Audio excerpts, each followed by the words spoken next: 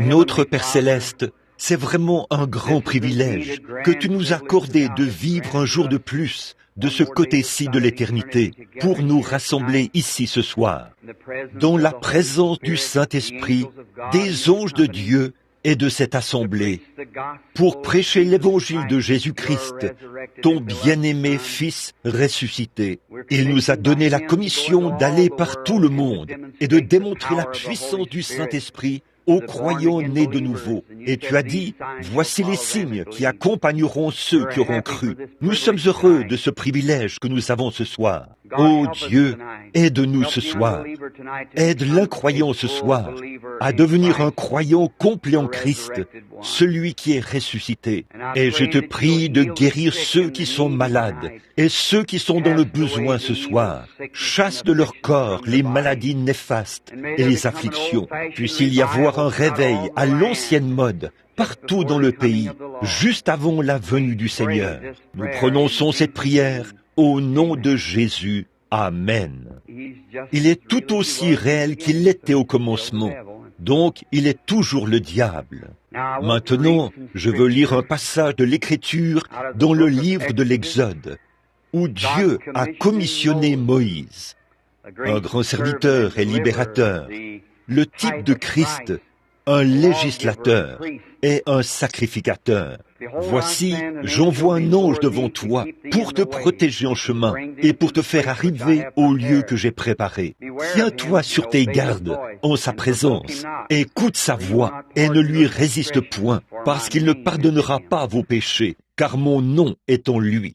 Mais si tu écoutes sa voix et si tu fais tout ce que je t'ordonnerai, je serai l'ennemi de tes ennemis et l'adversaire de tes adversaires. Car voici, j'envoie mon ange devant toi.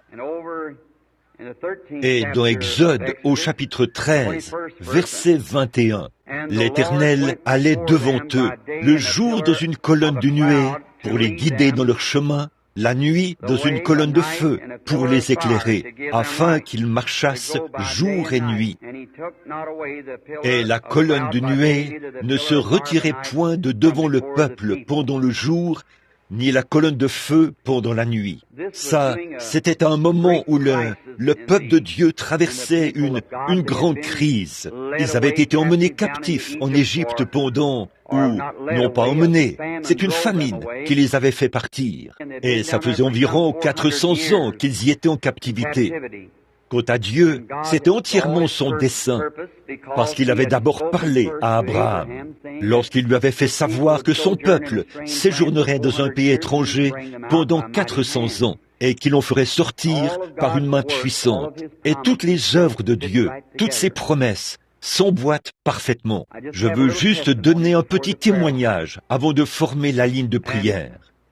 Juste au moment où la promesse était sur le point de s'accomplir, les Israélites réussissaient très bien en Égypte. Tout allait bien pour eux, grâce au grand prestige que Joseph avait auprès du roi, après qu'il avait sauvé l'Égypte lors des 7 années de famine. Dieu leur avait fait grâce.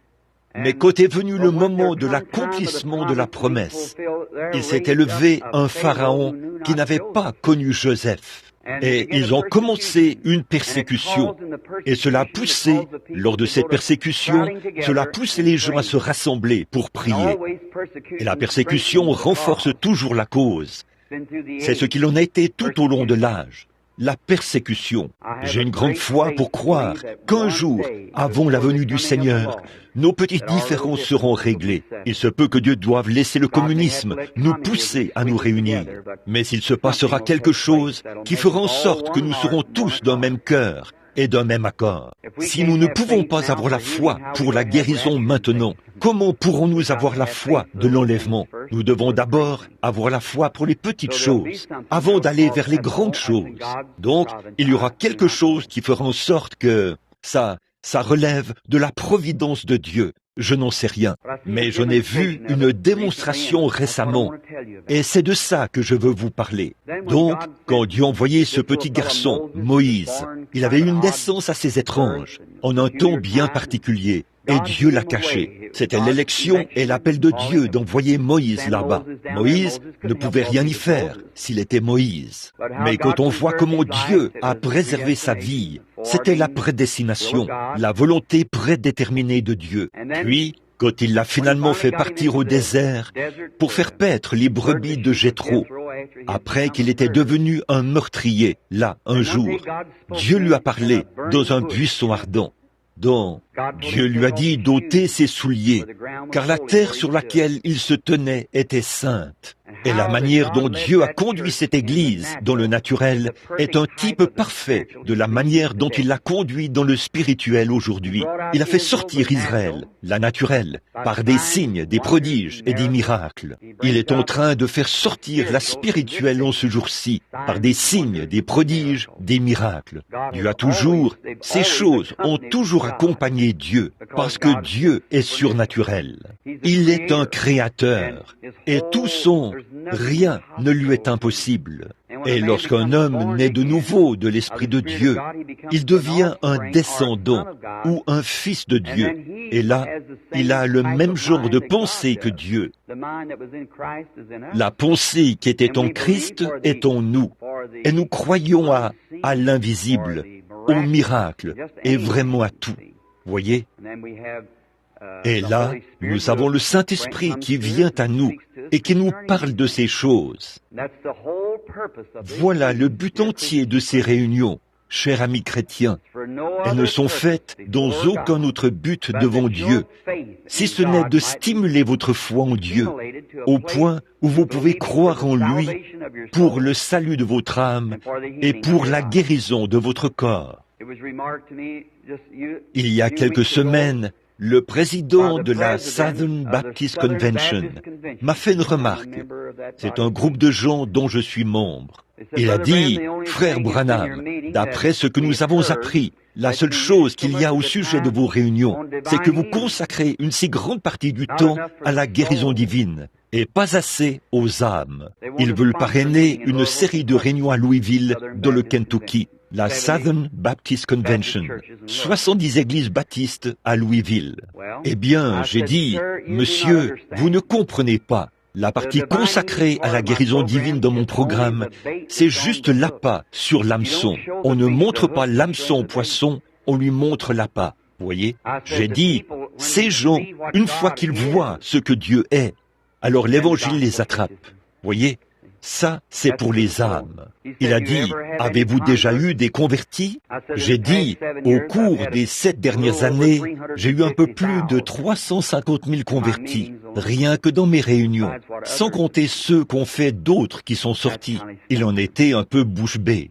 Il a dit, où sont allés tous ces convertis? J'ai dit, à l'église de leur choix. J'ai dit, il a dit, eh bien, ce sont les pentecôtistes qui récupèrent la plupart de ces gens. J'ai dit, c'est vrai, car les pentecôtistes croient cela. Les pentecôtistes viennent, et les pentecôtistes suivent le chemin. J'ai dit, c'est vrai, vous ne croyez pas cela, donc vous restez à l'écart de cela, et vous n'en bénéficiez pas. Beaucoup de vos fidèles viennent, ils participent, ils voient, puis ils croient en cela, et vont tout simplement de l'avant. J'ai dit, si seulement vous mettiez de côté... Oh, il a dit, eh bien, qu'en est-il de la science chrétienne et de bon nombre de ces ismes? J'ai dit, si vous étiez resté là où vous auriez dû rester, nous n'aurions pas eu ces sectes. Voyez, si vous étiez allé de l'avant pour prêcher l'évangile, l'homme est un être surnaturel. Il a soif de Dieu. Et s'il ne peut pas trouver la vraie nourriture de Dieu, il mangera n'importe quelle chose qu'il peut trouver. Et je dis, parce qu'à l'intérieur de lui, il est un être surnaturel. J'ai dit, c'est pour ça qu'il fabrique des automobiles et qu'il fait des inventions. Il est presque capable de créer, parce qu'il est fait à l'image de Dieu. Alors, c'était réglé. Alors, ce soir, Dieu est toujours Dieu. Et là, quand Dieu a fait sortir les enfants d'Israël, il a fait descendre un ange. Dieu a toujours utilisé les anges dans son œuvre. Il n'y a jamais eu de cas où un ange de Dieu a été adoré, puisqu'il ne le tolérerait pas. Un véritable ange de Dieu ne tolère pas qu'on l'adore.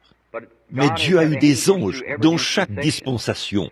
Récemment, un homme qui fait partie d'une bonne église du plein évangile m'a dit, « Frère Branham, a-t-il dit, vous parlez tout le temps d'un ange qui vous visite. J'ai lu vos livres et tout. un ange. Il a dit, fiston, ça, c'est une erreur. J'ai dit, monsieur, ça ne l'est pas. Il a dit, Dieu ne conduit aucune église aujourd'hui par des anges. Il a dit, là-bas, dans l'Ancien Testament, Daniel et les prophètes, ceux-là avaient des anges. Mais c'est le Saint-Esprit qui conduit l'église en ce dernier jour. J'ai dit, c'est vrai, mais il y a quand même des anges. Il a dit, pas dans la doctrine du Nouveau Testament, frère Branham.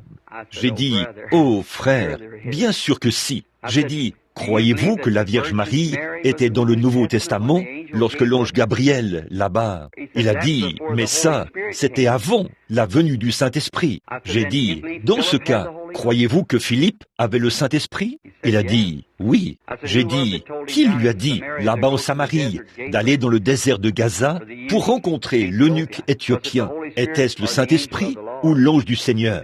C'était l'ange du Seigneur, pas le Saint-Esprit. J'ai aussi dit, croyez-vous que Saint Paul avait le Saint-Esprit? Il a dit, certainement. Vous croyez que Pierre avait le Saint-Esprit? Il a dit, certainement. J'ai dit, dans ce cas, lorsque Pierre était en prison et qu'il y avait eu une réunion de prière chez Jean-Marc, qui est-ce qui a traversé les barreaux sous forme de lumière et a brillé sur lui? L'ange du Seigneur. Qui était-ce dans le cas de Paul, après 14 jours et 14 nuits sans lune, ni étoile, ni rien pour orienter, et que tout espoir pour eux d'être sauvés de cette tempête était complètement perdu, et que Paul est descendu dans la cale, et qu'au bout d'un moment il est ressorti et a dit, « Prenez courage, car l'ange de Dieu, dont je suis le serviteur, m'est apparu et m'a dit, « Paul, ne crains point, il faut que tu comparaisses devant César. » Et voici, Dieu a donné tout. Il a dit, « C'est pourquoi, frère, j'ai confiance en Dieu qu'il en sera comme il m'a été montré. » Dans l'île de Patmos, Jean, tout le monde sait que Jean le bien-aimé avait reçu le baptême du Saint-Esprit. Et le livre de l'Apocalypse en entier a été révélé à Jean par un ange. Et Jean s'est prosterné pour adorer cet ange, un être distinct de Jésus-Christ. Et il a dit, « Moi, Jésus, j'ai envoyé mon ange pour attester ces choses qui doivent arriver bientôt. » Pas vrai? Oh oui, chrétiens, les anges de Dieu sont des esprits qui exercent un ministère, qui sont envoyés de la présence de Dieu. Mais maintenant, comme le thème de mes réunions, Jésus-Christ le même hier, aujourd'hui et éternellement, lorsque Moïse s'est avancé là, ce feu ardent qui était dans le buisson, Dieu lui a parlé, a dit, « Voici, j'envoie mon ange devant toi pour te protéger en chemin et pour te faire arriver au lieu que j'ai préparé. Tiens-toi sur tes gardes en sa présence. Ne lui résiste point, parce qu'il ne pardonnera pas vos péchés, car mon nom est en lui. » Bon, tout le monde sait que la colonne de feu qui conduisait les enfants d'Israël était l'ange de l'Alliance. N'est-ce pas vrai? Vous qui lisez la Bible. Et c'était Jésus-Christ. Moïse a regardé les richesses de Christ comme étant plus grandes que les richesses de l'Égypte. L'opprobre de Christ plutôt, comme étant plus grande que les trésors de l'Égypte. C'était Jésus-Christ. Il était dans une colonne de feu. C'était le même ange qui était dans le buisson ardent. Cette même colonne de feu. Et au fil des années, il était cet ange qui sert de guide. Il est le même hier, aujourd'hui et éternellement. Maintenant, presque tout le monde ici a entendu l'histoire de ma vie. Et je dis ceci avec humilité, avec amour envers tous, en essayant de trouver grâce devant Dieu. Que le jour où je quitterai cette vie, quand ma tâche sera terminée ici, je veux aller au ciel, aussi bien que tous les autres dans ce bâtiment. Le ciel a une grande importance pour moi. J'ai une femme là-bas, j'ai un bébé là-bas, j'ai des bien-aimés là-bas, j'ai des milliers d'amis là-bas. Je veux y aller aussi. Et par-dessus tout, mon Seigneur Jésus est là-bas. Et je veux aller le voir. Et je sais qu'en tant qu'imposteur ou menteur, je n'entrerai jamais dans le royaume des cieux. Je serai considéré comme un imposteur, donc je ne pourrai pas y aller. Mais je veux y aller, et c'est pour ça que je suis ici ce soir. Bien qu'on me critique au sujet de ma prédication et de mon enseignement, je peux prouver ces choses par la Bible, et Dieu les confirme par des signes et des prodiges qui les accompagnent. Et si Dieu dit qu'il en est ainsi, alors personne n'a plus le droit d'en douter. Dieu a parlé dernièrement à Houston, au Texas. Et maintenant, juste un instant, quelques instants plus tôt, aussi vite que possible, je veux vous raconter ce qui s'est passé. Je tenais une réunion à Houston, au Texas. dans une salle qui pouvait accueillir environ, je pense qu'il y avait environ 8000 personnes à cette réunion. Et dans il se peut qu'il y ait ici des gens qui étaient à cette réunion. Et à cette réunion, il y avait un membre du clergé de la ville qui avait dit, Monsieur Best, du Temple Baptiste. Il avait écrit un article dans le journal où il disait que j'étais un imposteur religieux et que je devrais être chassé de la ville et que c'est lui-même qui devrait le faire. Eh bien, là, ça ne ressemble pas vraiment à un serviteur de Christ, ça. Mais, quoi qu'il en soit, cet homme est jeune et il a beaucoup à apprendre, comme moi et comme nous tous.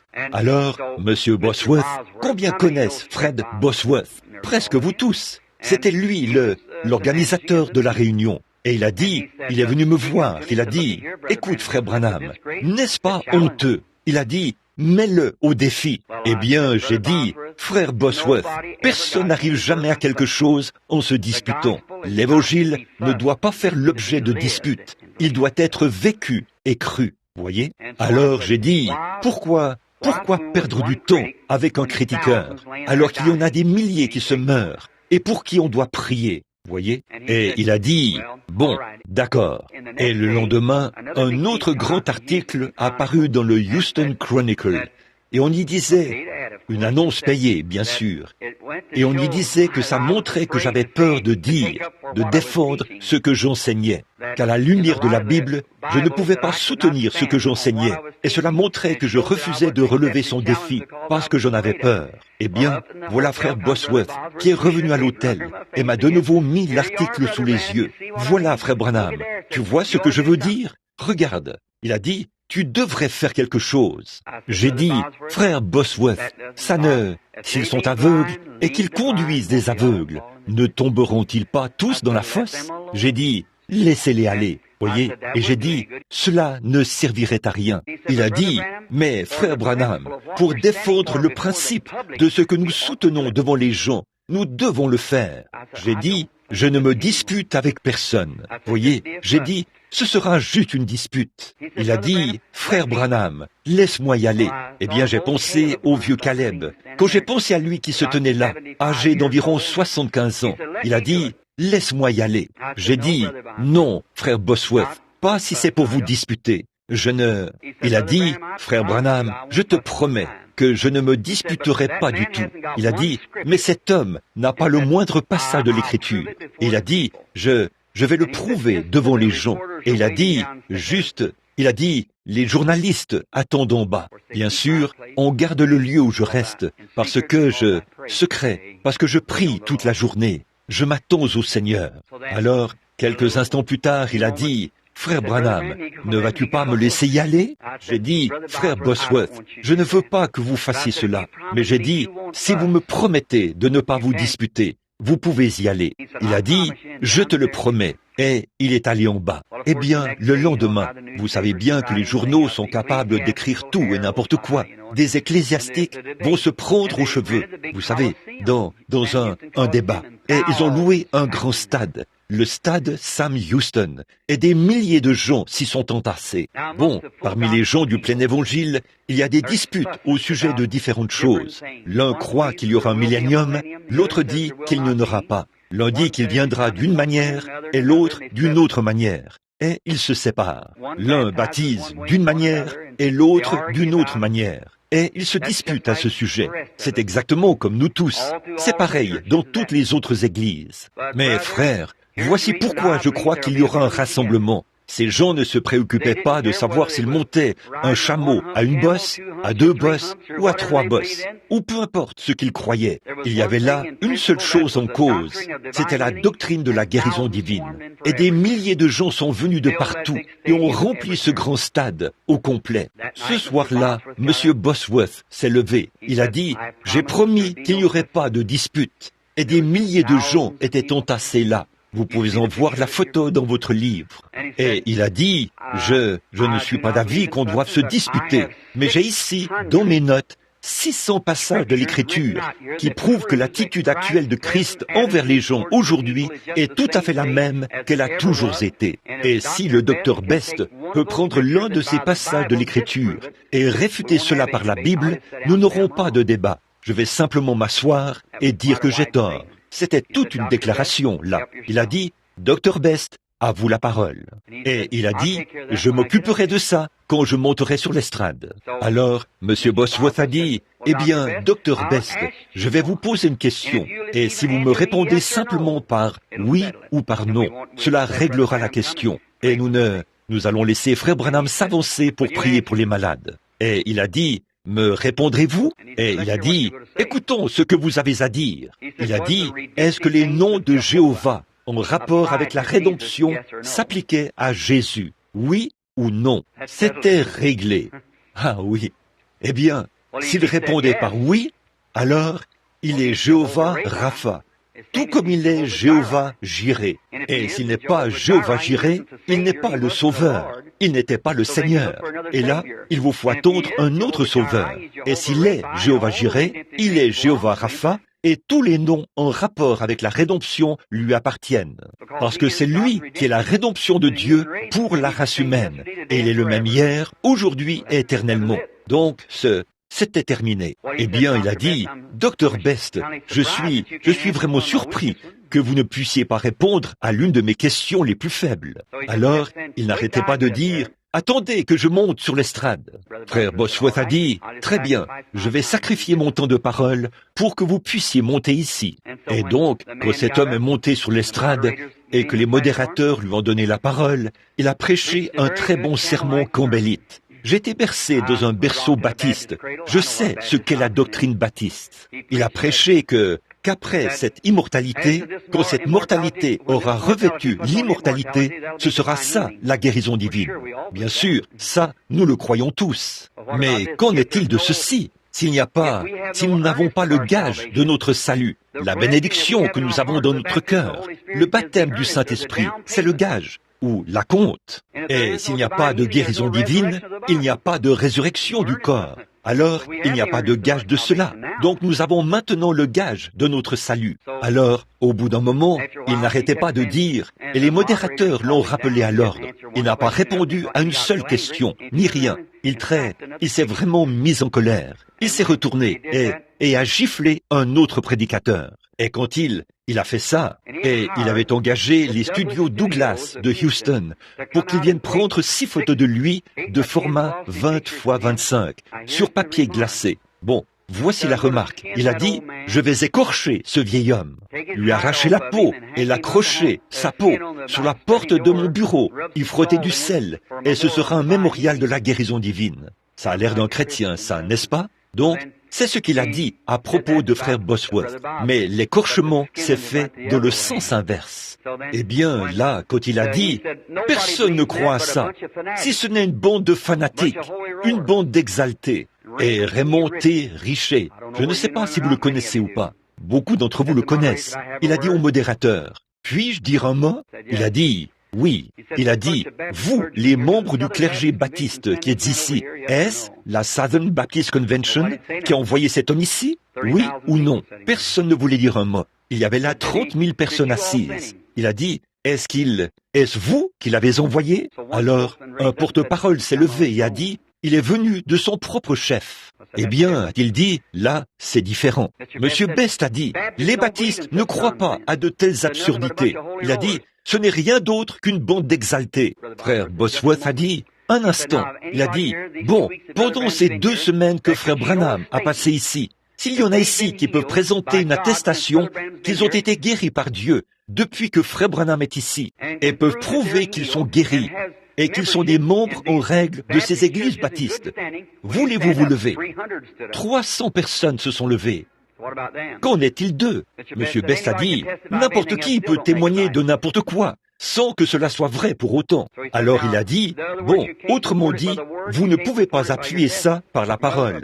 Vous ne pouvez pas appuyer ça par votre thème, à partir du témoignage des autres. Maintenant, qu'allez-vous faire? Alors il a dit, faites venir ce guérisseur divin, que je le vois faire quelque chose, que je le vois accomplir un miracle. Frère Bosworth a dit, là, j'aurais honte de ça, frère Best. Il a dit, frère Branham ne prétend pas être un guérisseur divin. Si prêcher la guérison divine fait de lui un guérisseur divin, prêcher le salut fait de vous un sauveur divin. Et voudriez-vous qu'on vous appelle un sauveur divin? Il a dit, certainement pas. Frère Branham ne veut pas non plus qu'on l'appelle un guérisseur divin. Il ne l'est pas et ne prétend pas l'être. Il prêche simplement la guérison divine, parce que ça se trouve dans la parole. Et on ne peut appuyer que ce qui se trouve dans la parole. Voyez? Et donc, il a dit, j'aimerais le voir accomplir un miracle. Il a dit, il est ici tous les soirs. Il a dit, il n'a pas encore accompli de miracle. Il a dit, il prie pour les malades. C'est tout. Et il a dit, c'est Dieu qui accomplit les miracles. Alors, il devenait de plus en plus brutal. Et au bout d'un moment, ils ont commencé à laisser partir les gens. Et frère Bosworth a dit, Or, mon frère m'avait dit que, j'avais d'abord dit que je n'irais pas à la réunion. Mais ma femme et moi, et mon frère, et 3 ou 4 policiers, j'avais remonté mon manteau, et j'étais monté m'asseoir au balcon 30. J'observais, et je regardais ces photographes. Il avait d'abord mis son doigt sous le nez de frère Bosworth et avait demandé au photographe de prendre sa photo, comme ça. Puis, comme ceci, le doigt pointé vers lui, et il prenait sa photo. 6 photos, et il a pris les 6 photos. Et là, il y avait beaucoup de journalistes présents. En fait, on ne permet pas de prendre des photos comme vous le voyez ici, dans la réunion, à cause de l'aspect commercial lié aux photos. Alors, M. Bosworth a dit, bon, je sais que frère Branham est ici, à la réunion. S'il veut venir terminer la réunion, c'est très bien. Il a dit, mais frère Best, a-t-il dit, je n'ai jamais entendu frère Branham déclarer, a-t-il dit, de telles choses. Et il a dit, ces livres sont traduits dans de très nombreuses langues du monde. Et monsieur, je ne l'ai jamais entendu dire qu'il était un guérisseur. Et il a dit, mais s'il veut venir terminer la réunion, il est le bienvenu. Il a dit, je sais qu'il est quelque part dans le bâtiment, mais personne n'avait vu où j'étais, vous savez. J'étais tout en haut. Alors il a dit, mais s'il ne le veut pas, il n'a pas à le faire. Mon frère a dit, là, reste tranquille. J'ai dit, eh bien, je suis tranquille. Alors, pendant que je me tenais là, ou que j'étais assis là plutôt, j'ai entendu quelque chose faire. Et alors que j'ai regardé, quelque chose a dit, lève-toi. Et je me suis levé. Mon frère a dit, assieds-toi. Ma femme a dit, pas maintenant. Voyez?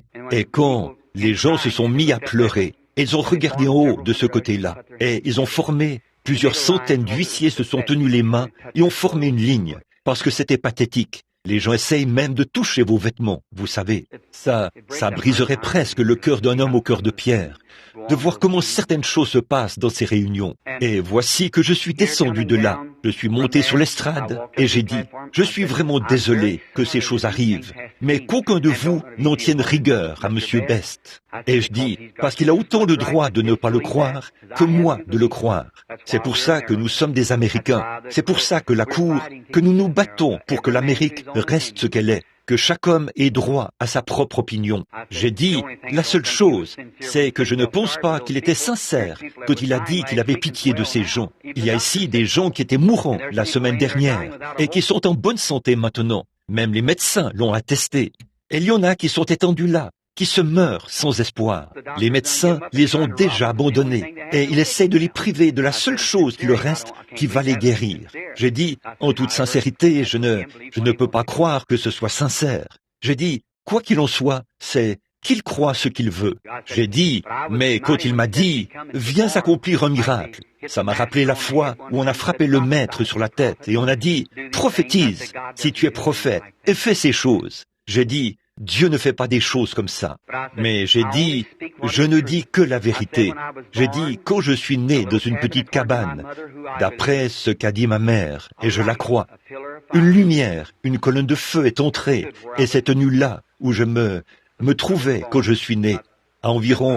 J'avais environ 5 minutes. J'ai dit, tout au long de ma vie, cette lumière m'a dit des choses qui allaient arriver. J'ai fui cela, et tout. Et même beaucoup de mes amis dans le ministère m'ont dit de ne rien avoir à faire avec cela. Et un soir, il est venu à moi sous la forme d'un ange, et il m'a parlé. Il m'a dit, va prier pour les malades, et a dit que ces choses allaient se produire. Et il s'est reporté à l'écriture pour appuyer cela. Et a dit que c'était l'Esprit de Christ. Et j'ai dit, si je dis la vérité, Dieu rendra témoignage de la vérité. Et tout le monde sait que Dieu ne rendra jamais témoignage d'un mensonge. J'ai dit, il ne rendra témoignage que de la vérité. Et si je dis la vérité, Dieu en rendra témoignage. Et s'il ne rend pas témoignage, alors ce n'est pas la vérité. J'ai dit, mais je alors que Et à peu près à ce moment-là, le voilà qui est venu. Il est descendu sur cet auditoire de milliers de personnes. Et le même homme, M. Kipperman, qui avait écrit un article épouvantable la veille dans le journal, où il me traitait d'hypnotiseur, parce que le goitre avait quitté la gorge d'une femme. Il disait que j'avais hypnotisé par hypnose. Je ne comprends pas.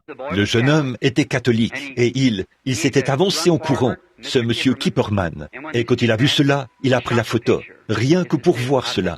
J'ai dit, là, je n'aurais pas besoin de parler. Il a parlé lui-même. Alors, je me suis tourné et je suis parti. Et monsieur Kipperman et les autres, sur le chemin du retour au studio, ils ont parlé. Eh bien, qu'en penses-tu? Monsieur Kipperman a dit, je ne sais pas. Et monsieur Ayer a dit, eh bien, comme il était catholique, il a dit, je crois que de telles choses existent, mais cela ne peut se faire que par l'Église catholique. Et il a dit, ce jeune homme, comme il est irlandais, a-t-il dit, peut-être que les siens avant lui étaient catholiques. Il a dit, peut-être que c'est le cas, et si ça l'est, il finira par revenir à l'Église catholique. Et il causait. Puis, ils sont allés là-bas. Alors, ils ont dit, eh bien, monsieur, il leur fallait tirer ces photos de monsieur Best pour le lendemain, parce qu'ils voulaient ces photos. Alors, ils ont simplement mis cela dans l'acide. Ils se sont assis là et ont fumé une cigarette. L'un d'eux est monté à l'étage pour prendre quelque chose. Et je crois qu'il s'est allongé sur un lit de camp et s'est endormi. Quant à l'autre, il est allé dans la chambre noire pour sortir les négatifs de l'acide.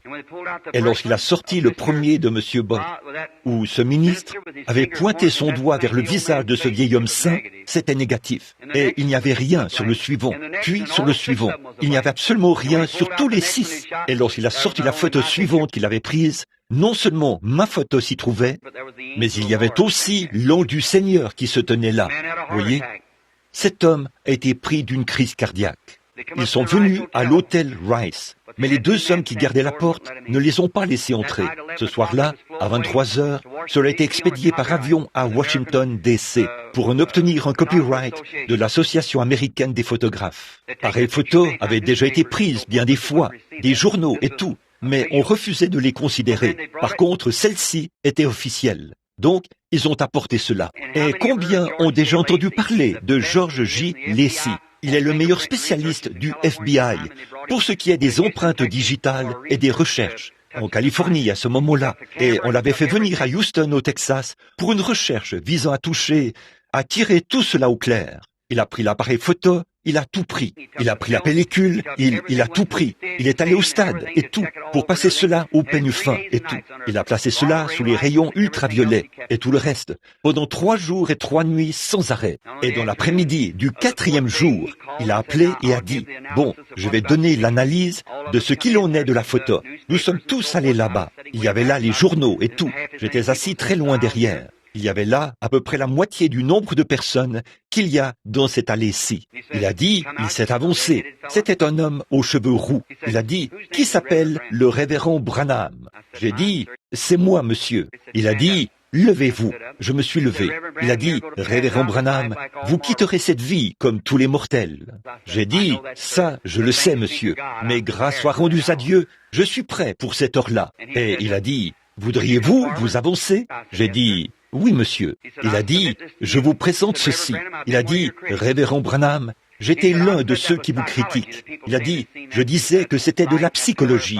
Lorsque les gens disaient qu'ils avaient vu cela, cette lumière et cette colonne de feu, et ainsi de suite. Il a dit, je disais que c'était de la psychologie. J'ai entendu dire que d'autres personnes en avaient pris la photo, et je disais que c'était de la psychologie. Il a dit, mais, révérend Branham, l'œil mécanique de cet appareil photo ne captera pas de la psychologie. A-t-il dit, la lumière a frappé l'objectif. Et il a dit, c'est la première fois dans toute l'histoire du monde qu'un être surnaturel a été photographié. Il a dit, le vieil hypocrite, il voulait dire l'incroyant, a dit qu'il n'y a aucune preuve scientifique qu'un être surnaturel existe. Mais a-t-il dit, on ne peut plus dire cela. Il a dit, mais voici une photo scientifique qui prouve qu'un être surnaturel existe. Et une copie de cette photo est accrochée dans la salle des arts religieux à Washington, D.C., réservée à cet endroit-là. La photo est protégée par un droit d'auteur.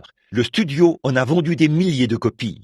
Il m'a présenté le négatif. J'ai dit, monsieur, Si mon Seigneur Jésus a eu assez d'estime pour moi, au point de venir se faire photographier à mes côtés, pour la première fois qu'on a pris sa photo dans toute l'histoire du monde, je l'aime trop pour commercialiser sa photo. Voyez, j'ai dit, non monsieur. Il a dit, ça vaut 100 000 $. Il a dit, bon, vous serez probablement mort et enterré quand cette photo commencera à faire son effet, a-t-il dit. Mais tant que la civilisation chrétienne existera, ceci subsistera. Alors j'ai dit, eh bien monsieur, peu importe ce que c'est, je ne commercialise rien. Voyez, j'ai dit, je ne fais pas ces choses pour de l'argent. C'est vrai, Dieu le sait, et les gens du monde le savent. Bon, des gens m'ont offert des milliers de dollars. Et s'il me fallait réunir 200 $ ce soir, je ne sais pas où je les trouverais. Je suis venu dans ce monde pauvre. Je repartirai pauvre. Et pourtant, on m'a même offert jusqu'à d'une seule entreprise, un grand vignoble en Californie. Après qu'une femme avait été guérie d'un cancer du sein, 1 500 000 $, sous forme de mandat postal. Et j'ai refusé de regarder cela. Un gros article apparu dans le journal, vous voyez, après que j'ai refusé de même regarder ce chèque. Ce n'est pas l'argent. Non, monsieur. J'aime le Seigneur Jésus. J'aime.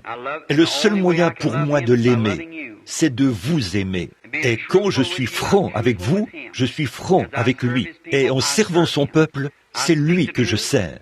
Je dis la vérité, j'ai dit la vérité. Et maintenant, écoutez, cette photo, nous en apporterons une copie ici demain soir pour vous la montrer. C'est une grande colonne de feu. Combien l'ont vue? Probablement que beaucoup d'entre vous l'ont vue. C'est protégé par un droit d'auteur. Il y a de grandes choses qui vont avec ça. C'est une grande colonne de feu, à peu près grande comme ça. Ils ont dit dans leurs recherches que cela ressemblait à une lumière émeraude, flamboyante, qui brûle. On peut voir cela. J'espère qu'elle apparaîtra ici ce soir. Elle est apparue de très nombreuses fois dans les réunions, pendant que je faisais des services. Quelqu'un a-t-il déjà vu cela littéralement, de ses yeux, dans les réunions? Y en a-t-il ici qui l'ont déjà vu? Bien sûr, les voilà. Voyez, c'est littéralement descendu de nombreuses fois pendant que nous prions. Et là, si ce soir, c'est mon dernier soir sur la terre, comme je me tiens ici, à Cornersville, dans l'Indiana, mon témoignage est la vérité. Dieu, le même Dieu qui a conduit les enfants d'Israël par une colonne de feu dans le désert, conduit son Église aujourd'hui de la même manière. Et cette même colonne de feu est avec nous ce soir. Et de même qu'il a conduit les enfants d'Israël autrefois par des signes, des prodiges, des guérisons et des miracles. Quand il était ici sur la terre, il a fait les mêmes choses que vous le voyez faire ce soir. Il est maintenant avec nous, à la fois dans une colonne de feu visible et par des signes et des prodiges qui prouvent que Jésus-Christ est le même hier, aujourd'hui et éternellement. Le monde scientifique sait ce soir que j'ai dit la vérité. J'ai dit la vérité. Dieu dans le ciel sait que j'ai dit la vérité. Et Dieu a rendu témoignage aux gens que j'ai dit la vérité. Et si ce soir, de cette chair, je rentrais à la maison dans la gloire, mon témoignage serait que j'ai dit la vérité. J'ai été en contact direct et indirect avec des millions et des millions de personnes, 8 ou 10 millions de personnes, partout dans le monde. Des centaines de milliers et des milliers et des milliers de gens ont vu les prodiges et les signes de Dieu dans le domaine surnaturel. Exactement comme Jésus-Christ l'a fait ici sur la terre. Nous avons des gens qui ne croient pas. Ils ne peuvent pas croire. La Bible dit qu'ils sont nés destinés à cette condamnation. Ils ne peuvent pas croire. Mais pour ceux qui croient, Jésus-Christ est le même hier, aujourd'hui et éternellement. Bon, que le Seigneur vous bénisse. Et je dis ceci au nom de notre Seigneur.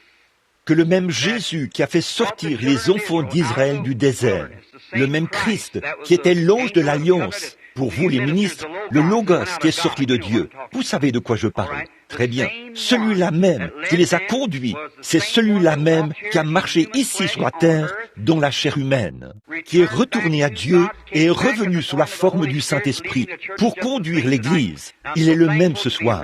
Je suis si reconnaissant d'être représenté avec un groupe de croyants avec lesquels Dieu s'est représenté, avec des signes et des prodiges. Que le Seigneur vous bénisse tous. Maintenant, souvenez-vous, je ne prétends pas guérir les gens, je prie pour les gens. Dieu, par une naissance, non pas par un désir, non, mais par une naissance et par la souveraineté de Dieu, par la prédestination et la sagesse de Dieu.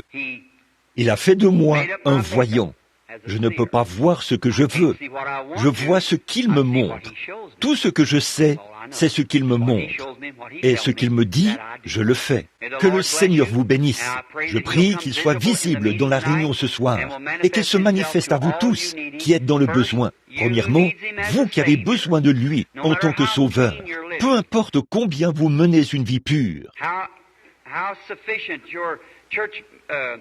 Combien vous allez fidèlement à l'Église. Combien de mon... Souvenez-vous, c'était une sainte Église, une Église qui croyait la Bible, qui a condamné Jésus-Christ et l'a mis à mort. Et Jésus a déclaré à ses pharisiens, il leur a dit, « Vous avez pour père le diable, des hommes religieux, des hommes saints. » Voyez, la foi, c'est quelque chose, vous êtes sauvés par la foi, non pas d'une manière imaginaire, mais par un contact direct avec Dieu, qui apporte la vie surnaturelle dans votre être mortel. Pendant que nous courbons la tête, Père céleste, toi que nous aimons et que nous croyons, sachant que tu es le même hier, aujourd'hui et éternellement, le grand Jésus de Nazareth, qui était d'abord sous forme d'esprit et qui conduisait les enfants d'Israël par une colonne de feu. Tu es descendu sur terre et a été fait à l'image de l'homme pour racheter l'homme et le ramener à Dieu. Tu es ensuite retourné au Père et revenu en ce dernier jour dans le même Saint-Esprit. Oh, combien nous te remercions! Et maintenant, tu es ici ce soir. Je prie que tes grandes bénédictions se manifestent à tous et puisse ce soir être un soir dont on se souviendra longtemps à cause de sa présence. Ce soir, puissent tous les enfants de la race déchue d'Adam, qui sont assis ici et qui entendent ma voix, sachant qu'un jour, ils devront retourner à la poussière de la terre, sachant que peut-être, avant demain matin, nos âmes devront répondre dans la présence de Dieu. Aie pitié de nous tous, Seigneur. Et maintenant, les paroles que j'ai prononcées ce soir, tu confirmeras qu'elles sont la vérité, car elles ont premièrement été tirées de ta parole. Alors, par la puissance et la démonstration du Saint-Esprit, fais que chaque croyant soit davantage inspiré, que chaque pécheur prenne conscience de son état de pécheur, homme ou femme, et qu'ils te reçoivent ce soir comme leur sauveur personnel. Et Seigneur, pour ce qui est des malades et de ceux qui sont dans le besoin, je prie qu'ils soient guéris. Et maintenant, Seigneur, comme ton don s'est manifesté dans l'Église, comme tu l'as promis, ces choses arrivent afin que s'accomplisse ce qui était dit par notre Seigneur Jésus. Vous ferez, vous aussi, les choses que je fais, et même davantage, car je m'en vais à mon Père. Alors, bénis-nous tous, et aide-nous ce soir, Seigneur, afin que le Saint-Esprit, en guise de confirmation de la parole de Dieu, confirme cela à chacun. C'est au nom du Fils bien-aimé de Dieu, notre Sauveur Jésus-Christ, que nous le demandons. Amen.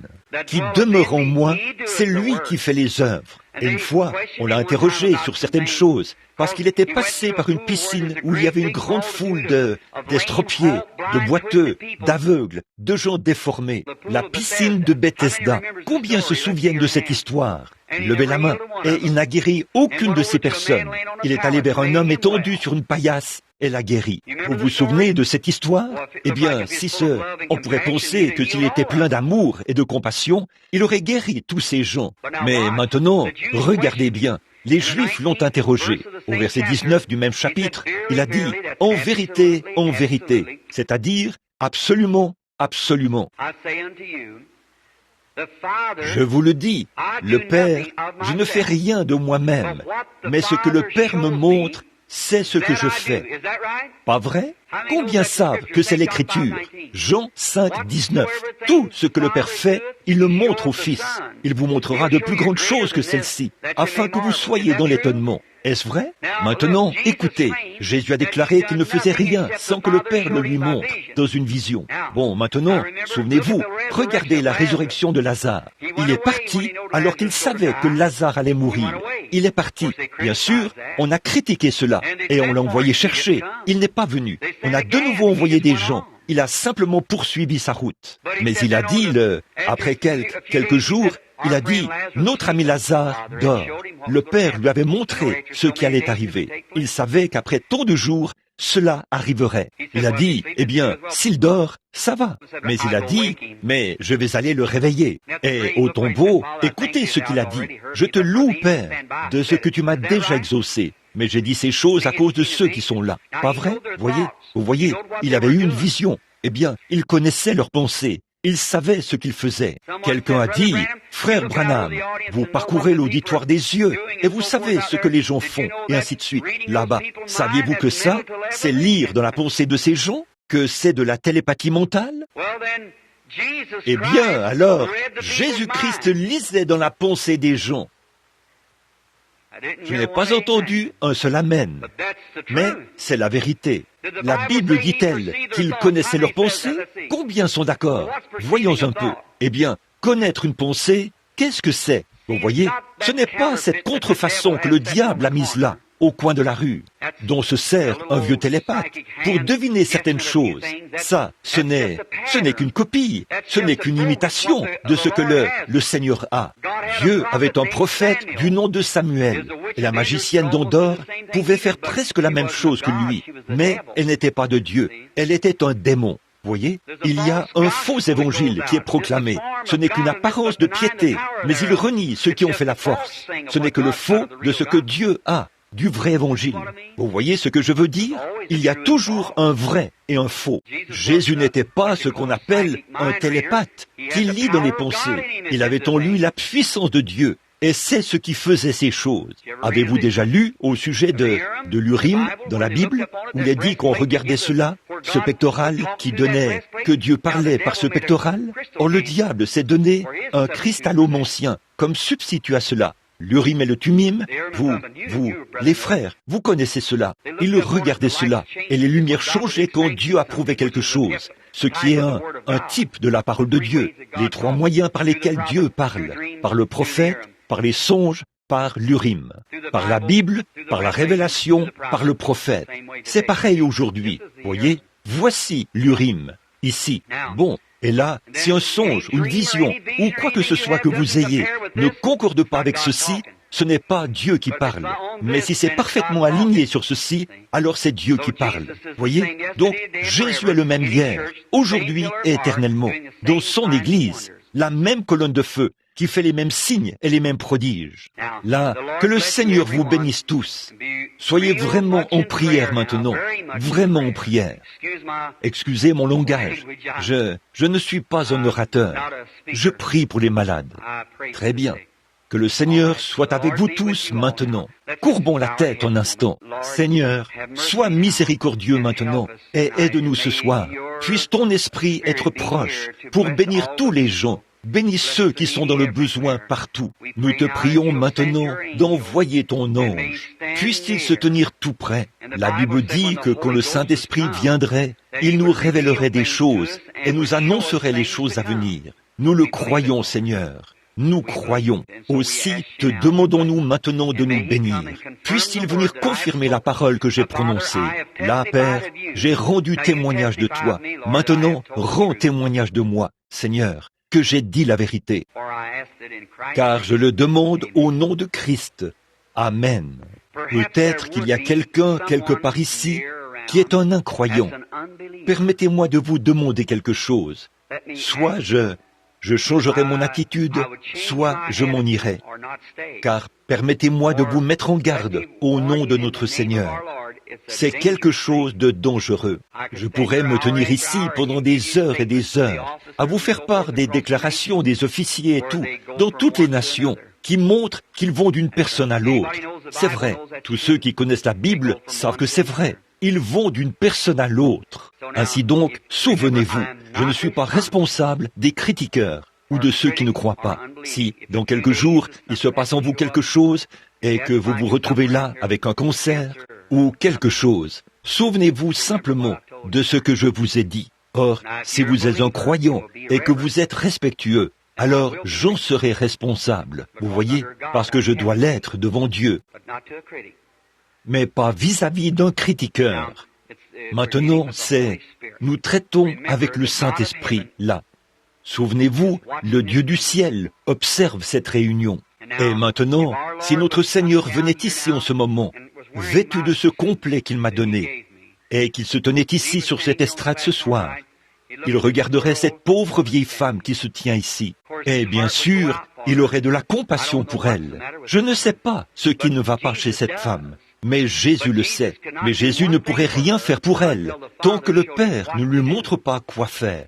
Mais là, s'il lui parlait pendant un petit moment, comme il l'a fait avec la femme au puits, qu'il entrait en contact avec son esprit, il saurait ce qui ne va pas chez elle, ce qu'est son problème. Pas vrai? Maintenant, demandons-lui de venir, que ses bénédictions reposent sur nous. Maintenant, sœur, je veux que vous leviez les yeux vers moi, pour qu'on parle un peu. Bien sûr, en voyant que vous portez des lunettes, aussitôt, n'importe qui saurait, comme si je disais, il y a là des gens étendus sur des brancards, ils sont paralysés, et tout. Eh bien, ça, tout le monde le voit, vous. Mais maintenant, voyez-vous, eh bien je dirais, oh, quelque chose ne va pas avec vos yeux, vous portez des lunettes. Eh bien les gens diraient, certainement, c'est vrai, voyez, mais ce n'est pas ça. C'est peut-être ça, c'est peut-être ce qui ne va pas chez elle. Si c'est le cas, je ne sais pas, mais elle rendra témoignage de la vérité. Si c'est la vérité, je crois que vous serez sincère et honnête, madame, pour rendre témoignage de la vérité.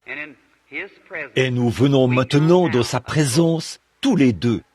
Vous, en tant que croyante, vous venez à moi en tant que croyante, afin qu'ensemble, nous nous attendions à ce que Dieu fasse quelque chose ici pour nous, qui m'aiderait à prier pour vous, à avoir la foi pour vous, et que cela vous aiderait, vous aussi, à avoir la foi en Christ. Et peut-être qu'ensemble, nous trouverons grâce aux yeux de Dieu, ce qui nous aiderait en ce temps de besoin. Bon, je crois que nous sommes des inconnus l'un pour l'autre, n'est-ce pas? Oui, c'est vrai, nous ne nous sommes jamais vus auparavant. Eh bien alors, vous êtes simplement l'une des personnes qui ont été appelées ici, sur l'estrade.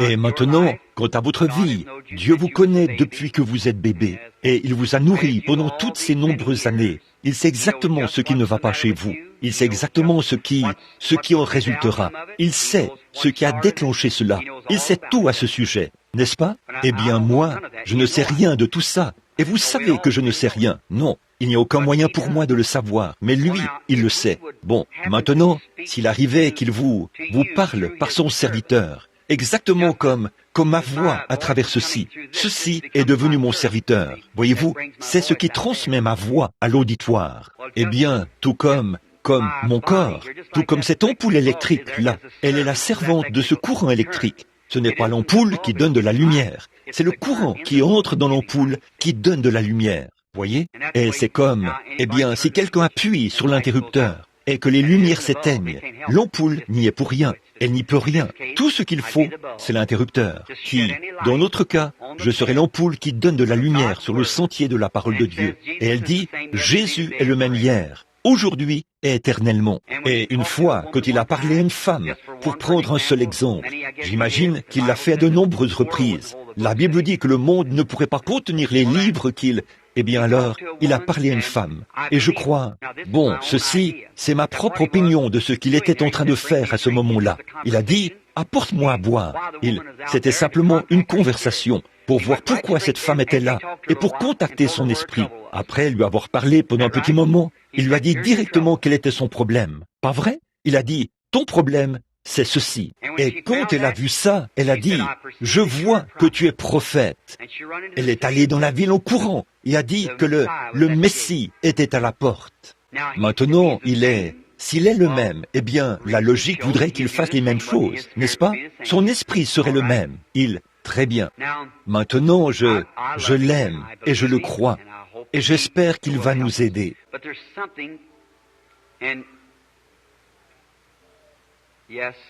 Mais il y a quelque chose dont...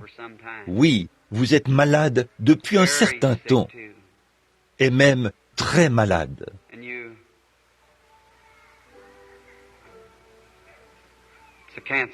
Et vous, c'est un cancer. Est-ce que je peux vous parler hors micro pour un instant?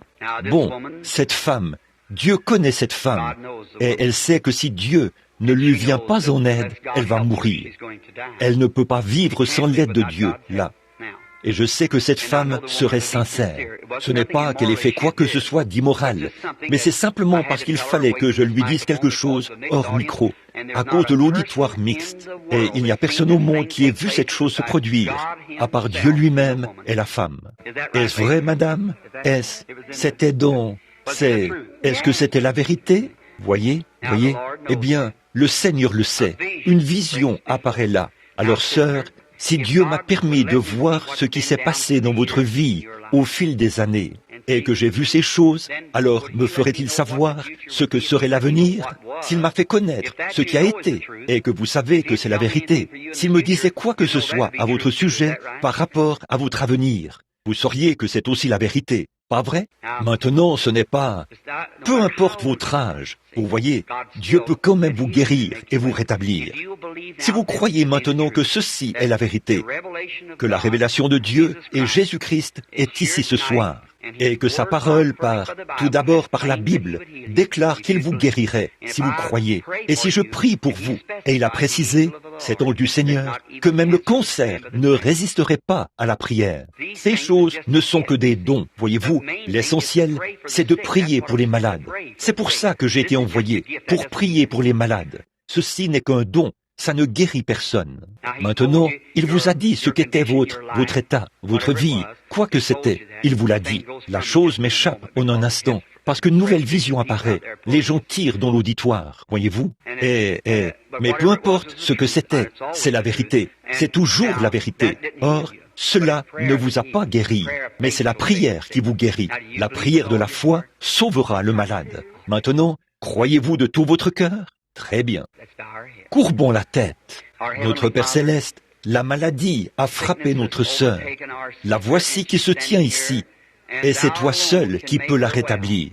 Et maintenant, en tant que ton serviteur, je te soumets toutes choses, et j'implore ta miséricorde pour cette mère âgée. Sois avec elle, ô Dieu. Alors que je pose mes mains sur elle, je demande à cette maladie néfaste, ou à cette affection, ou à cette affliction, peu importe ce qui ne va pas chez elle, de la quitter et de disparaître. Et je fais ceci en commémoration de notre Seigneur Jésus-Christ, qui a dit, « Ils imposeront les mains aux malades, et les malades seront guéris. » Je le demande au nom de Jésus-Christ. Amen.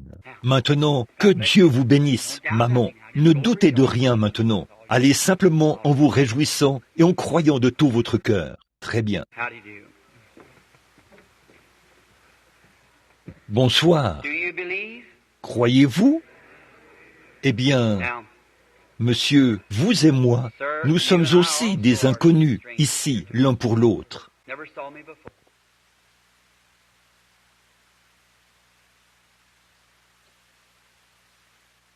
Vous ne m'avez jamais vu auparavant. Alors, croyez-vous?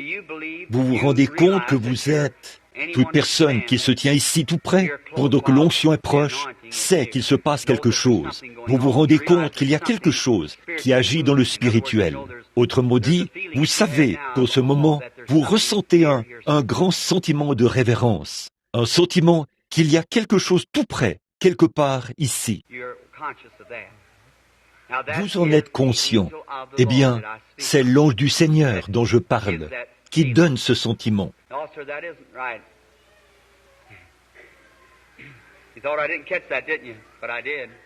Non, monsieur, ce n'est pas vrai. Vous pensiez que je n'avais pas saisi ça, n'est-ce pas? Mais je l'ai fait. Ce n'est pas de la télépathie mentale. Monsieur, ce n'est pas vous qui avez des problèmes. Vous êtes une personne nerveuse, toute bouleversée, mais le problème pour lequel vous êtes venu me voir ici concerne votre femme qui est à la maison. Pas vrai? C'est vrai. Que Dieu vous bénisse. La femme est couchée, mourante. En ce moment, elle prend certains produits pour se soulager, à cette heure même. Avez-vous un fils ou quelqu'un auprès d'elle, ou quelqu'un qui s'occupe d'elle en ce moment? C'est bien cela? Eh bien, alors, il est au courant de la situation, n'est-ce pas, frère? Avez-vous votre mouchoir? Dieu Tout-Puissant, au nom de ton Fils, Jésus, j'apporte ce mouchoir en commémoration de la Bible, ce qui est écrit dans la Bible, conformément aux Écritures, Dans Actes au chapitre 19 de ta parole, il est dit qu'on prenait des mouchoirs ou des linges qui avaient touché le corps de Paul. Les gens savaient qu'il était un prophète envoyé de Dieu. Ils savaient que l'ange de Dieu était avec lui, qu'il se tenait à ses côtés. Et ils savaient que ce qu'il bénissait était béni. Et maintenant, Seigneur, nous ne sommes pas Saint Paul, mais tu es toujours le même Seigneur Jésus. Et voici un besoin sérieux. Et je te demande, Père bien-aimé, alors que j'envoie ce mouchoir à sa femme malade et mourante, que tu épargnes sa vie. Je te remets ceci, Seigneur. Je ne sais pas ce que tu vas faire, mais je sais que tu t'intéresses à ce cas. J'envoie ceci, et quand cela lui parviendra, alors qu'Israël s'avançait vers le pays promis, l'ennemi leur a barré la route. Le Jourdain coulait entre les deux. Mais Josué s'est avancé là, et la grande colonne de feu a abaissé les regards, comme l'a dit l'un des écrivains, et a regardé le fleuve avec colère. Le fleuve a pris peur et s'est retiré, et Israël est entré dans le pays promis. Et, ô Dieu, lorsque ce mouchoir sera posé sur cette femme, fais que l'ennemi prenne peur et qu'il se retire. Ô Dieu, abaisse les regards et regarde à travers cette même colonne de feu, et sauve la vie de cette femme. Nous, en tant que tes enfants qui croient, nous te prions de l'accorder au nom de Jésus. Amen. Que Dieu vous bénisse, mon frère. Puissiez-vous lui faire parvenir ceci rapidement, et que la bonne nouvelle suive. Nous prierons. Que Dieu vous bénisse. Maintenant, soyez respectueux et ayez la foi. Ne soyez pas méfiants. Croyez Dieu. Chaque personne ici pourrait être guérie maintenant même. Eh bien, vous êtes guéris. Si seulement vous l'acceptez, cela doit s'accomplir. Croyez Dieu. Bonsoir, monsieur. Nous sommes aussi des inconnus l'un pour l'autre, n'est-ce pas, monsieur? Nous le sommes. Vous avez assisté à une réunion, mais vous n'avez jamais eu l'occasion de me parler, ni rien. Comme ça, ce que je veux dire, c'est qu'à ma connaissance, je ne vous ai jamais vu auparavant. Croyez-vous que je suis son serviteur, que ce que j'ai dit est la vérité? Eh bien, si vous croyez cela, alors Dieu m'a dit ceci, quand cet ange est apparu. Si tu amènes les gens à te croire, et si tu es sincère quand tu pries, voyez, j'ai dit, ils ne me croiront pas. Je suis sans instruction. Il a dit, de même qu'il était donné au prophète Moïse, des signes, une confirmation que sa main était guérie de la lèpre, et qu'un bâton avait été transformé en serpent, puis ce serpent en bâton, a-t-il dit. Il te sera donné un signe. Tu connaîtras les pensées mêmes de leur cœur, et tu leur diras ces choses. Et il a dit, ce qui est le Seigneur Jésus à l'œuvre, prouvons son écriture. Voyez-vous, afin qu'ils croient. Maintenant, si nous sommes des inconnus l'un pour l'autre, et que cet homme-ci est un inconnu, si Dieu me révèle l'état de cet homme, ou quoi que ce soit d'autre, eh bien, alors il n'y a plus de place pour le doute, n'est-ce pas? Alors vous croyez que si je priais pour vous, Dieu l'accorderait? Vous croyez? Eh bien, puisse-t-il l'accorder, mon frère? Tout d'abord, je vois que vous vous souciez de quelqu'un d'autre que vous-même, et je crois que c'est un de vos proches. Je crois que c'est une femme, elle est sourde, ou quelque chose comme ça. Et elle a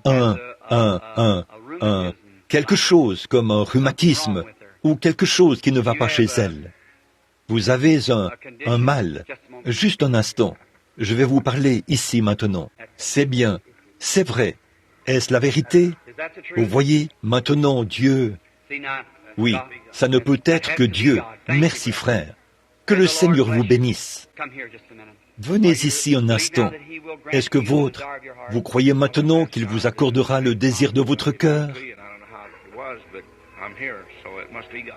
C'est tout à fait vrai. Grâce soit rendue à Dieu. Notre Père Céleste, je bénis cet homme. Puisse-t-il aller maintenant et recevoir, puisque son cœur et sa foi se sont élevés. Son désir était de venir. De même que Moïse a élevé le serpent d'airain dans le désert, comme un emblème. Ce serpent ne pouvait même pas prier pour les gens, mais il regardait cela et vivait, parce qu'il savait que tu étais dans le programme, qu'il fallait obéir à ce que tu avais dit de faire. Et Père, en considérant ce même mémorial ce soir, j'impose les mains à cet homme, obéissant à ce que tu as dit de faire. Et je demande la guérison de son corps et aussi de sa bien-aimée. Au nom de Jésus-Christ, Amen. Maintenant, jeune homme, continuez votre chemin en vous réjouissant. Allez, en étant reconnaissant. Dieu pourrait certainement vous récompenser pour votre foi. Que Dieu vous bénisse. Mais il faut que votre foi entre en action maintenant. Il y a longtemps que vous avez un désir dans votre cœur. N'est-ce pas? Je ne lis pas dans vos pensées, mais vous avez même promis à Dieu que les choses que vous aviez promises, ces choses que vous savez que vous auriez dû faire quand vous étiez jeune femme, à un moment donné, mais que vous n'avez pas faites. Est-ce la vérité? Votre bébé a un genre de problème d'intestin. N'est-ce pas vrai? Quelque chose, il est dans un état de paralysie. Il souffre de régurgitation. Il vomit sa petite nourriture.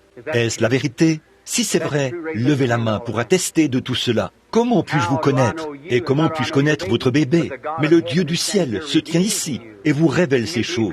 Croyez-vous que Dieu guérira ce bébé si je le lui demande? Et allez-vous lui obéir? Allez de l'avant et faire ce que Dieu, notre Père Céleste, je te prie de bénir à la fois la dame et le bébé. Puissent-ils tous les deux se rétablir, Seigneur, et te servir tous les jours de leur vie.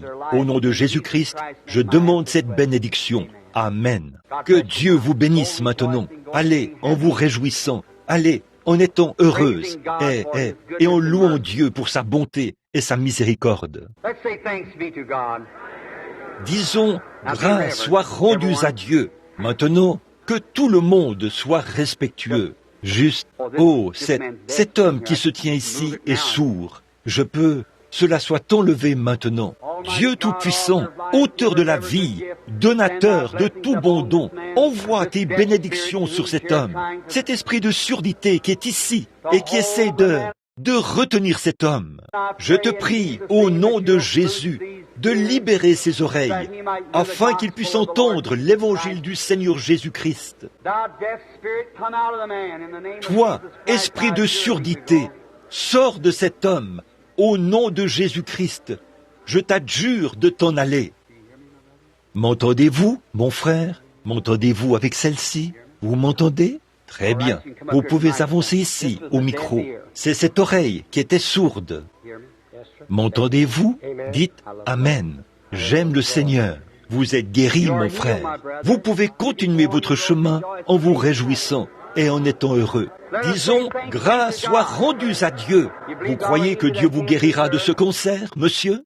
Seigneur Jésus, je te prie de guérir cet homme. Puisse-t-il rentrer chez lui et être en bonne santé. C'est au nom de Jésus-Christ que je le demande. Amen. Que Dieu vous bénisse, frère. Maintenant, continuez votre chemin en vous réjouissant et en remerciant Dieu alors qu'il... Venez, madame. Croyez-vous? Votre problème est dans votre dos, n'est-ce pas? C'est exact.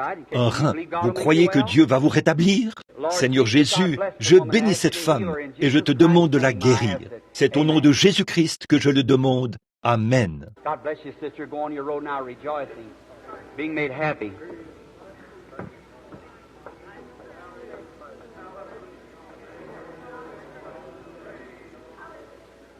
Que Dieu vous bénisse, sœur. Continuez votre chemin maintenant, en vous réjouissant et en étant heureuse.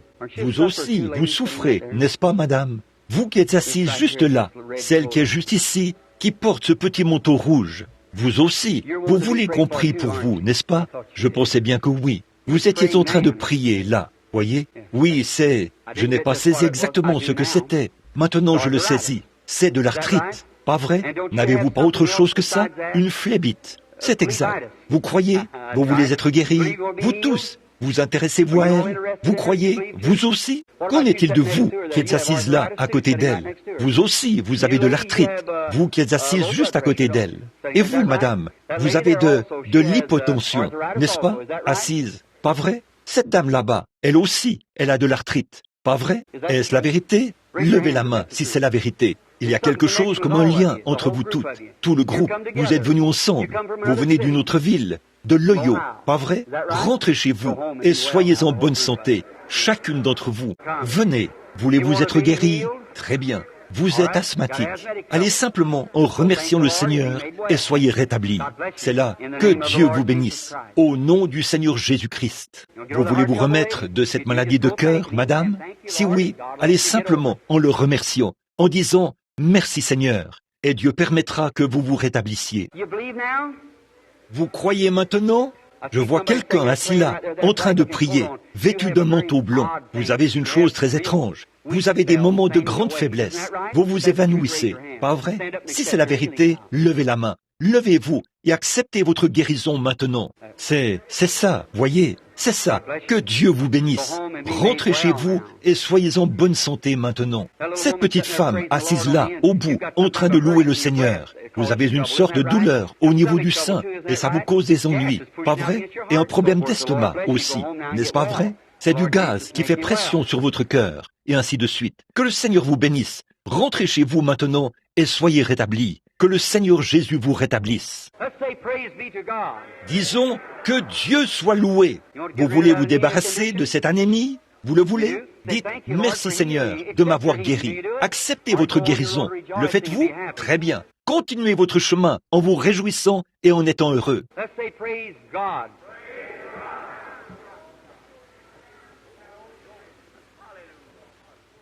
Disons « Gloire à Dieu ». Vous voulez vous remettre de ce problème de vésicule biliaire? Vous le voulez? Alors levez-vous et acceptez votre guérison. Dites simplement « Que Dieu vous bénisse ». C'est très bien. Amen. Ayez foi en Dieu. Très bien. Venez, monsieur. Vous voulez vous remettre de cette maladie de cœur? Continuez simplement votre chemin en vous réjouissant et en disant « Merci Seigneur. C'est comme ça qu'il faut faire. » Croyez de tout votre cœur. Vous voulez vous remettre de cette anémie, là-bas au fond? Vous croyez que Dieu va vous rétablir? Vous? Très bien, monsieur. Alors, levez-vous et acceptez votre guérison. Dites « Merci Seigneur Jésus » et vous pourrez « Que Dieu vous bénisse ». C'est ça. Très bien. Problème cardiaque, tumeur. Oh Dieu, sois miséricordieux. Seigneur Jésus, je te prie de guérir cette femme. Puisse-elle rentrer chez elle et être en bonne santé, par le nom de Jésus. Amen. Que Dieu vous bénisse, sœur. Repartez en vous réjouissant. Très bien. Venez. Mon petit frère, crois-tu que je suis le prophète de Dieu? Tu as le diabète, n'est-ce pas, mon chéri? Tu veux t'en remettre? Si Jésus était ici, il t'imposerait les mains et tu te rétablirais, n'est-ce pas? Alors, au nom de Jésus-Christ, sois guéri, mon chéri. Va, et que le Seigneur te bénisse et te rétablisse. Disons, grâce soit rendue à Dieu. Très bien, madame. Vous voulez vous remettre de cette maladie de cœur, n'est-ce pas, sœur? Vous rétablir? Très bien. Venez. Que le Seigneur Jésus bénisse cette femme. Puisse-elle rentrer chez elle et être en bonne santé. C'est au nom de Jésus-Christ que je le demande. Amen. Très bien. Vous croyez maintenant, sœur? Vous croyez que Dieu vous rétablira? Père, je te prie de la guérir et de la rétablir. Au nom de Jésus-Christ. Amen. Que Dieu vous bénisse, sœur. Continuez votre chemin. Regardez, savez-vous quel était votre problème? La tuberculose. Vous voyez, vous êtes mal en point. Mais Dieu vous rétablira si vous croyez cela.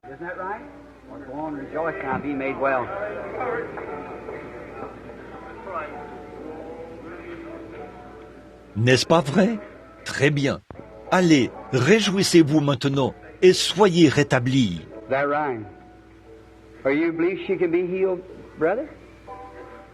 Pas vrai? Eh bien, vous croyez qu'elle peut être guérie, frère? Vous le croyez? C'est dans votre colonne vertébrale.